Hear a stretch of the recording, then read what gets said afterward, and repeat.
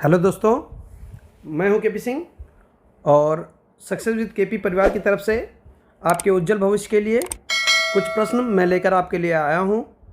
तो चलिए फटाफट से शुरू करते हैं। देखते हैं क्वेश्चन नंबर 1 में क्या कह रहा है। कह रहा है 42 के गुणनखंडों की संख्या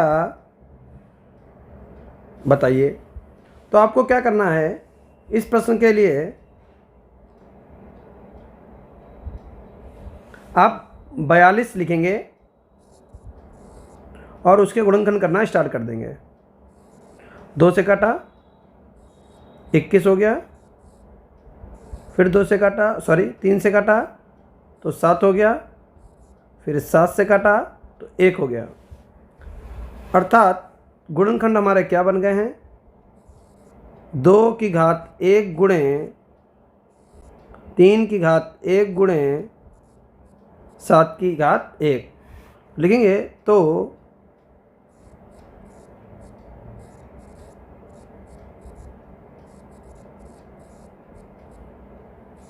गुणनखंडों की संख्या 1 + 1, ये कहाँ से आ गया, देखिए यहाँ 2 की घात कितनी लगी हुई है 1, तो इसमें 1 हम अपने पास से ऐड कर देंगे। ऐसे यहाँ पर घात 1 लगी है तो इसमें भी हम 1 ऐड कर देंगे और यहाँ पर भी। तो क्या हो जाएगा, 1 + 1 ब्रैकेट में 1 + 1 ब्रैकेट में 1 + 1, ये आप डायरेक्ट भी कर सकते हैं। तो 2 गुणे 2 गुणे 2 अर्थात 8। तो गुणनखंडों की संख्या कितनी हो जाएगी, 8। तो इस क्वेश्चन का राइट आंसर है ऑप्शन नंबर बी। चलिए हम लोग बढ़ जाते हैं क्वेश्चन नंबर 2 पर। इसी की तरीके से क्वेश्चन नंबर 2 है।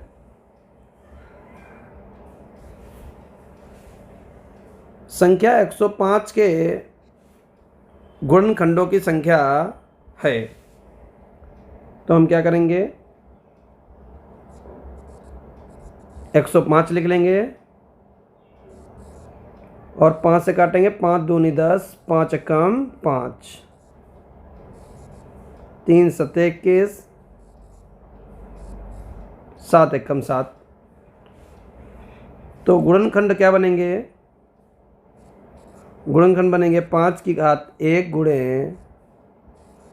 3 की घात 1 गुणे 7 की घात 1। अब हमको गुणनखंडों की संख्या बतानी है, तो लिखेंगे गुणनखंडों की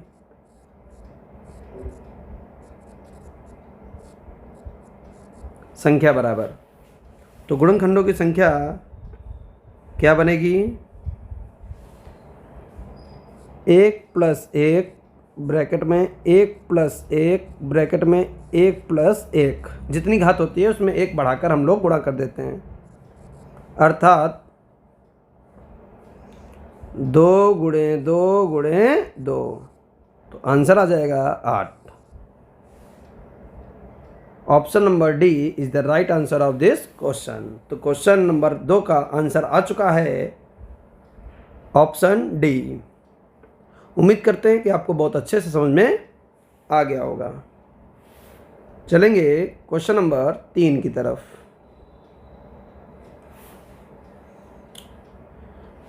संख्या 100 के सभी गुणनखंडों का योगफल बताना है। तो 100 के सभी गुणनखंडों का योगफल, देखिए अभी तक हम लोग निकाल रहे थे गुणनखंडों की संख्या, लेकिन वो कह रहा जितने भी गुणनखंड बन रहे हैं उन सबका योग निकाल कर बताइए। तो सबसे पहले आप 100 के गुणनखंड कर लेंगे। 2 से काटा 50, फिर 2 से काटा 25, फिर 5 से काटा 5, फिर 5 से काटा 1। तो गुणनखंड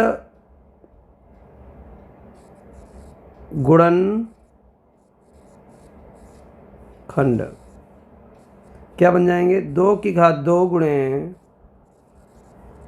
5 की घात 2। अर्थात अब यहाँ पर देखिए आगे हम लिखेंगे गुणनखंडों का योगफल। अगर हमें संख्या पूछ रहा, वैसे तो संख्या पूछ नहीं रहा, लेकिन फिर भी हम यहाँ पर निकाल कर दिखा देते हैं। अगर गुणनखंडों की संख्या पूछे तो क्या हो जाएगा, 2 + 1 और 2 + 1, तो क्या बन जाएगा, 3 × 3 9। देखिए ये पोर्शन मैंने एक्स्ट्रा लगाया है यहाँ पर, इसको आप ज़रूरी नहीं कि आप हल करें, ठीक है, लेकिन हमने आपको बता दिया। अब हमको इस क्वेश्चन में चाहिए गुणनखंडों का योगफल, तो यहाँ लगा लेते हैं योगफल के लिए। देखिए क्या करना पड़ेगा आपको, सबसे पहले 2 की घात जितनी लगी हुई है उसको लिख लेंगे। तो 2 की घात कितनी लगी हुई है, 2, तो आप क्या करिए 1 बढ़ा दीजिए और -1 करके बटे 2 - 1 लिख दीजिए, ये योगफल निकल रहा है।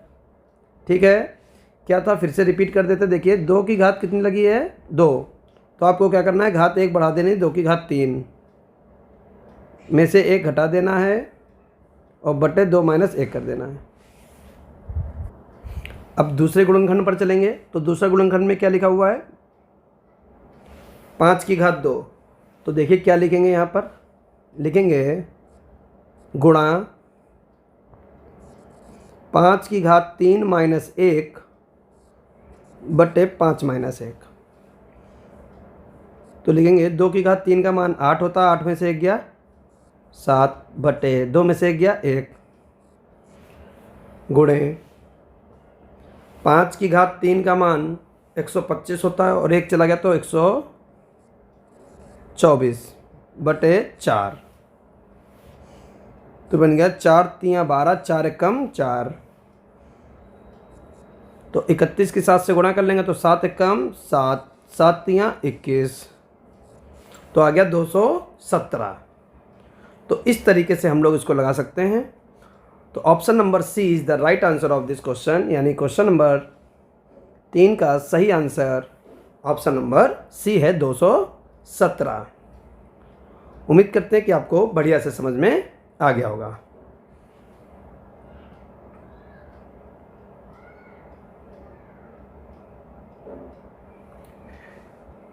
क्वेश्चन नंबर 4 पर चलेंगे। 96 के सभी धनात्मक गुणनखंडों का योगफल है। बिल्कुल सेम उसी तरीके का क्वेश्चन रिपीट कर रहे हैं आपके लिए, प्रैक्टिस हो जाएगी आपकी। तो सबसे पहले हम क्या करेंगे, 96 के गुणनखंड करेंगे। तो ये लिखा 96 और पहले 2 से काटेंगे, 2 × 8, 2 × 8 16, फिर 2 से काट लेंगे, 2 × 2 = 4, 2 × 8, फिर 2 × 1 = 2, 2 × 2 = 4, 2 × 12,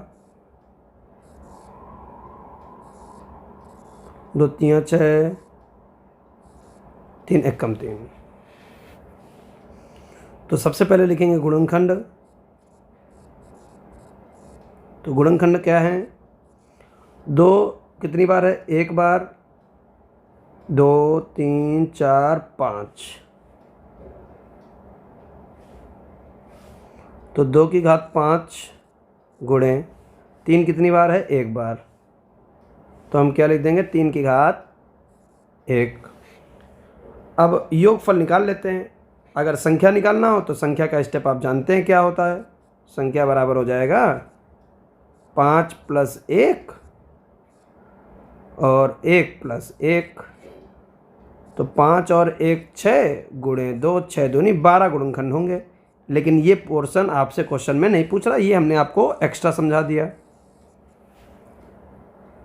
अब जो पूछ रहा है वो निकाल देते हैं। पूछ रहा है योगफल,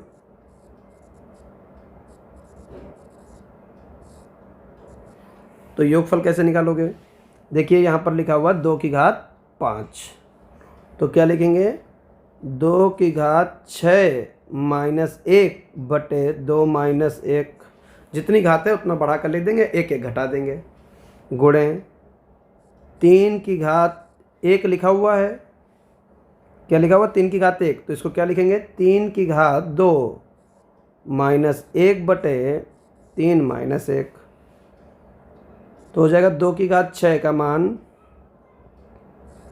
64 माइनस 1 बटे 1 गुणे 9 माइनस 1 बटे 2, तो 63 गुणे ये हो जाएगा 8 बटे 2 अर्थात 4 की गुणा कर लीजिए। 4 तियाँ 12, हासिल लगाए 4 चंग 24 1 25, तो 252 252।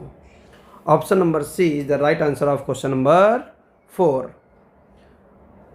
क्वेश्चन नंबर 4 का उत्तर सी जो है वो सही हो जाएगा। उम्मीद करते हैं कि आपको क्वेश्चन नंबर 4 बढ़िया से समझ में आ गया होगा। अब हम लोग चलेंगे क्वेश्चन नंबर 5 पर। क्या कह रहा है? 500 के गुणनखंडों की संख्या तथा योगफल ज्ञात कीजिए। यानी गुणनखंडों की संख्या भी पूछ रहा है और योगफल भी पूछ रहा है। तो सबसे पहले आप क्या लिखेंगे? 500 लिखेंगे। 2 से काटा 250, फिर 2 से काटा 125, फिर 5 से काटा 25, फिर 5 से काटा 5, फिर 5 से काटा 1। अब देखिए ये दो तो 2 कितनी बार है? तो गुणनखंड लिख लेते हैं पहले। गुणनखंड हो जाएंगे 2 की घात 2 गुणे 1 2 3, 5 की घात 3, 2 की घात 2 और 5 की घात 3। अब गुणनखंडों की संख्या निकाल देते हैं, क्योंकि इस प्रश्न में संख्या भी पूछ रहा है। तो संख्या कैसे निकलेगा? देखो ध्यान से। 2 घात लगी हुई है, घात कितनी लगी हुई है? 2, और यहाँ घात कितनी लगी हुई? 3। तो हमें क्या करना है? 2 + 1 और 3 + 1, तो 2 1 3, 3 1 4, 4 तियाँ 12। ठीक है, तो इसके गुणनखंडों की संख्या क्या हो जाएगी? 12 हो जाएगी। ऑप्शन नंबर बी हमारा यहीं पर आ चुका है। आगे लगाने की ज़रूरत नहीं है, लेकिन फिर भी आप एग्ज़ाम में मत लगाइए, लेकिन सीखने में आपको सब कुछ करना है। अब निकाल देते हैं योगफल।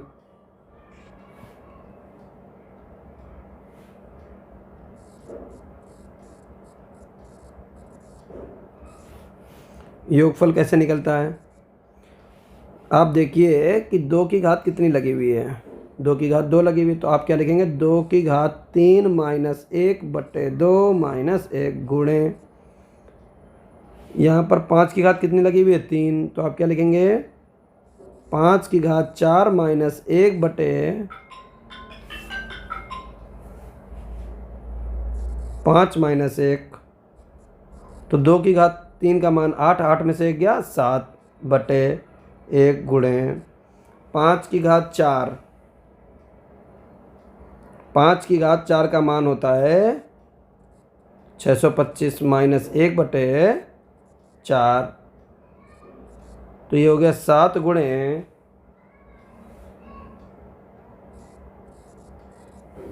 624 बटे 4। 4 से काटेंगे 4 कम 4, 22 हो गया। 4 पंचे 20, 24 4 छंग 24, 7 से गुणा करेंगे 7 छंग 42 का 2, हासिल लगा 4, 7 पचे 35, 35 और 4 39, हासिल लगा 3, 7 कम 7, 7 3 10, तो 1092 हमारा आंसर आ जाएगा। तो इस क्वेश्चन का ऑप्शन नंबर बी हमारा सही हो जाएगा। ठीक है, उम्मीद करते हैं कि आपको बहुत अच्छे से समझ में आ गया। चलिए आगे बढ़ जाते हैं। क्वेश्चन नंबर 6 पर चलेंगे। 2 सह अभाज्य संख्याओं का महत्तम समापवर्तक होगा। तो ये तो आप याद कर सकते हैं, डायरेक्ट आपको हम बता देते हैं। Option number B is the right answer of this question, क्योंकि यहाँ पर सहअभाज्य संख्याएं हैं और सहअभाज्य संख्याओं का मतलब ही समझाना है हमको, बाकी यहाँ पर और कुछ नहीं करना है। सह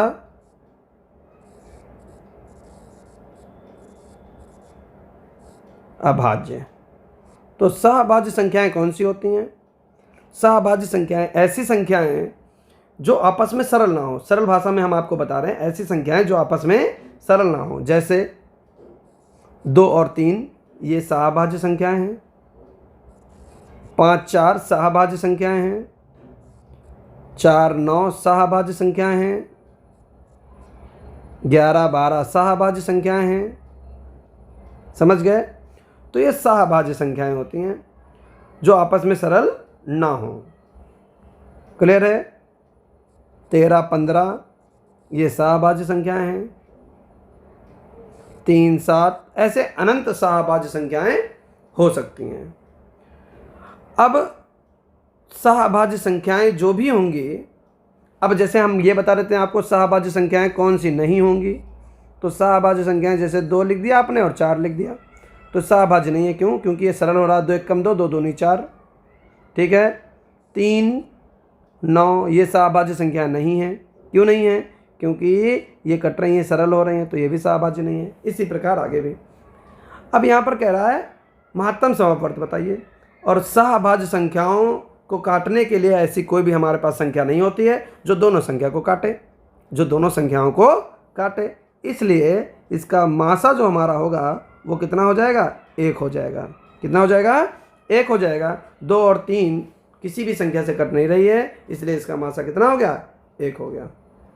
ठीक है। अब हम लोग चल देते हैं क्वेश्चन नंबर 7 की तरफ। ये आप मान कर चलिए क्वेश्चन नंबर 6 आपको एक तरीके से याद रखना है कि सहअभाज्य संख्याओं का मासा 1 होता है, क्योंकि एक परिभाषा छोटी सी ये भी है, सहअभाज्य संख्याएं वे होती हैं जिनका मासा 1 हो। आप इस तरीके से बोलेंगे तो भी आपको समझ में आ जाएगा। चलिए क्वेश्चन नंबर 7 देख लेते हैं क्या कह रहा है। 1/8 में कितने 1/4 हैं? तो इस क्वेश्चन को करने का भी बहुत सरल तरीका हम आपको बताएंगे, और बच्चों को ये गलत हो जाता है। सेंस लगाइए। 10 रुपये में 2 रुपये कितने हैं? तो 10 रुपये में हम अपने पास से आपको एक चीज़ बता रहे हैं, 10 रुपये में कितने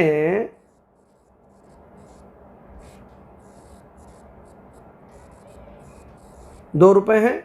तो 10 रुपये में कितने 2 रुपये हैं? तो आप क्या करिए, 10 को 2 से भाग कर दीजिए। 10 को 2 से भाग कर दीजिए।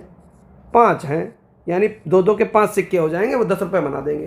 क्लियर है? ऐसे ही वो पूछ रहा है 1/8 में कितने 1/4 हैं? 1/8 में कितने 1/4 हैं? तो आप क्या करोगे? 1/8 लिखोगे और कहोगे कि हम भाग कर देंगे। 1/8 को क्या कर देंगे? भाग कर देंगे। तो 1/8 को आप जैसे ही भाग करोगे, और किससे करोगे? पूछ रहा है कितने 1/4 हैं? 1/4 से। तो 1/8 गुणे 4/1। ये आपको छोटे क्लासों में सिखाया जाता है कि भाग को हम कन्वर्ट कर देते हैं गुणा में, और जो 1/4 होता है वो 4/1 बन जाता है। जो 1/4 होता है वो 4/1 बन जाता है, अर्थात 4 एकम 4, 4 दूनी 8। तो क्या बन जाएगा? 1/2। तो इसका आंसर आ जाएगा option number C is the right answer of this question, यानी इसका सी ऑप्शन बिल्कुल सही हो जाएगा। चलिए आगे बढ़ेंगे क्वेश्चन नंबर 9 की तरफ। क्या कह रहा है क्वेश्चन नंबर 9 में? 8वां क्वेश्चन शायद हमने नहीं लगाया है, गलती से छूट गया। कोई बात नहीं, आपको सीखना है, क्रम से कोई मतलब ही नहीं है, आपको सीखना है बस। तो प्रथम 35 विषम प्राकृत संख्याओं का योगफल बताइए। प्रथम 35 विषम प्राकृत संख्याओं का योगफल बताना है, यानी विषम संख्याएं लिखनी है और वो कितनी हो? 35 हो। जैसे समझना ध्यान से, अगर हम कहें विषम संख्या की बात कर रहे हैं, किसकी बात कर रहे हैं? विषम संख्या की। तो हमने लिखा विषम संख्या, तो हम पहले ले रहे हैं 2 विषम संख्या, 1 और 3। तो इनका योग कितना हो गया? 4।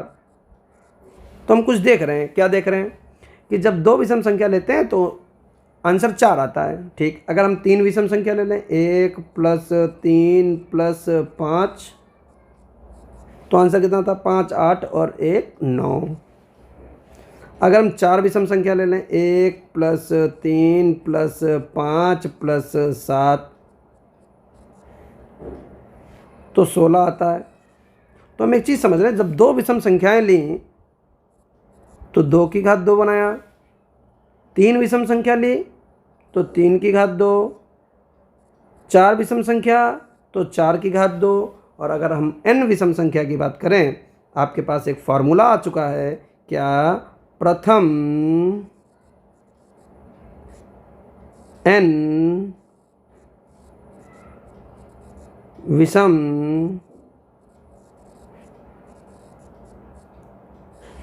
संख्याओं का योग बराबर प्रथम n विषम संख्याओं का योग कितना हो जाएगा, n²। क्लियर है? तो n² आ गया। अब प्रश्न में यही पूछ रहा है, क्या पूछ रहा है, प्रथम 35 विषम संख्याओं प्राकृत संख्याओं का योग बताइए। ठीक है, तो इसको कैसे करेंगे देखना ध्यान से, कितना सिंपल है। ये फार्मूला है, इसी फार्मूले का इस्तेमाल कर लेंगे। तो प्रथम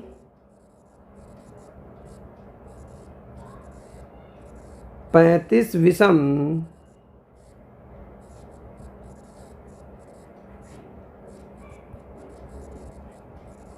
प्राकृत संख्याओं का योग बराबर 35 की घात 2। तो 35 की घात 2 का मान आप जानते हो कितना होता है, 12 25। तो option number A is the right answer of this question, 12 25। तो प्रथम 35 प्राकृत संख्याओं का योग कितना हो गया, 12 25। और ये जो यहाँ पर हमने फॉर्मूला आपके लिए लिखा हुआ है, ये भी आपको क्या करना है, याद कर लेना है। इसको कहीं पर आप लिख सकते हैं। ठीक है, लिख लीजिए और इसको आप याद कर लीजिएगा कि प्रथम n विषम संख्याओं का योग क्या होता है, n² होता है। तो आज की क्लास में उम्मीद करते हैं जो भी आपको बताया गया होगा वो सब समझ में आ गया।